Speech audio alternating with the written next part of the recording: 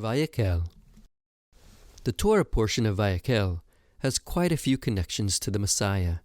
In this Torah portion, we learn about how Shabbat is connected to the second coming. This portion occurs during the festival of Sukkot, which holds a connection to the Messianic Era. We also learn about the building of the Tabernacle, which is connected to the rebuilding of the Temple.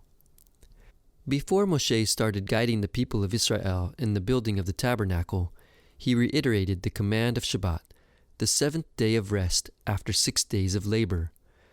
From this we learn that it is more important to observe Shabbat than it is to do something even as sacred as building the tabernacle.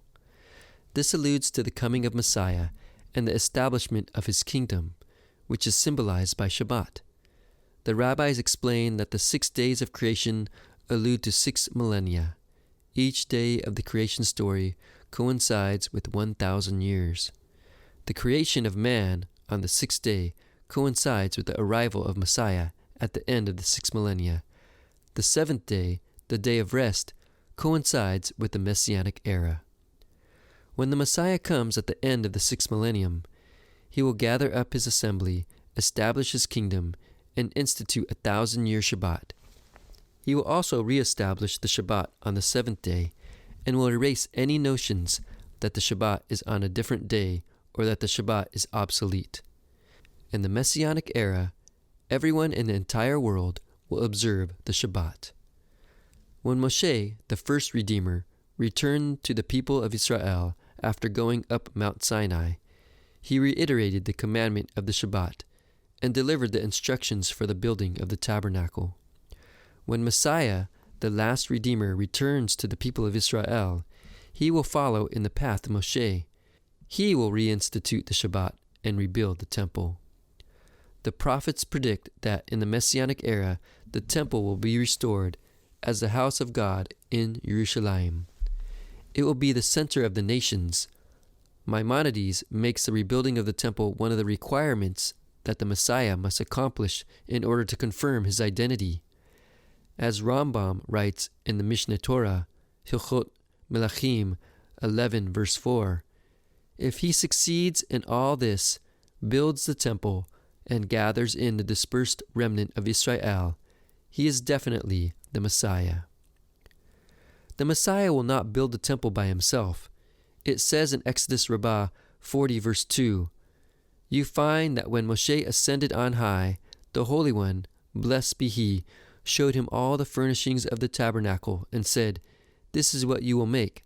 This is how you will make the menorah, the table, the altar, and so forth, with all the work of the tabernacle.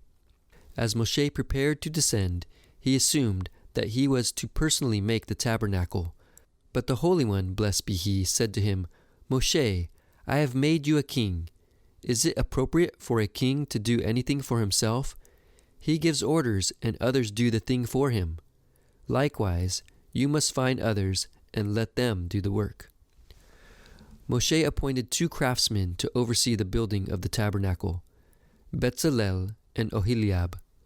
Solomon appointed Hiram to oversee the construction of the first temple. The Messiah will appoint others to rebuild the temple. Tradition states that Moshe came down the mountain on Yom Kippur, the Day of Atonement. A couple days after Yom Kippur is Sukkot, the festival of booths. If we follow these events, this means that Moshe oversaw the building of the tabernacle during the festival of Sukkot.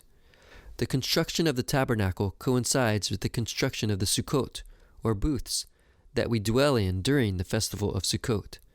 The Sukkah, the singular form of Sukkot, is a temporary structure for us to dwell in during Sukkot, to remind us of the Sukkot, the booths, that the people of Israel dwelled in when they were living in the wilderness. As it says in Leviticus 23 verse 42 and 43, ye shall dwell in booths 7 days. All that are home-born in Israel shall dwell in booths, that your generations may know that I made the children of Israel to dwell in booths, when I brought them out of the land of Egypt. I am the Lord your God. The tabernacle is God's Sukkah on earth. This explains why Solomon decided to dedicate the temple to God on Sukkot, 1 Kings 8 verse 55. Solomon understood that by placing his presence in a physical dwelling, God was camping out in a sukkah. According to Jewish tradition, a person should begin building his sukkah immediately at the conclusion of Yom Kippur. It says in the Shulchan Aruch, those who are zealous immediately begin to build the sukkah after Yom Kippur in order to bring together one mitzvah with another mitzvah. Immediately after Moshe came back from the mountain on Yom Kippur, he gave instructions on how to build the tabernacle. Moshe was like the pious person who started work on the sukkah as soon as Yom Kippur ended. When the Messiah comes, he will immediately begin rebuilding the temple after the fateful day of judgment on Yom Kippur. Yeshua compared his body to the temple. It says in John 2 verse 21 that when Yeshua said, "I will raise it up," he was speaking of the temple of his body. It says in Colossians 2 verse 9 that Yeshua is the living temple in whom all the fullness of God dwells in bodily form. Moshe Chaim Luzzatto uses a similar analogy, comparing the body of a tzaddik, a righteous person, to the temple. The holy person who cleaves constantly to God, behold, a person like this, he himself is considered to be like the tabernacle, the temple, and the altar. And this is also said regarding the righteous, because the Shekinah dwells in them, just like it dwelled in the temple.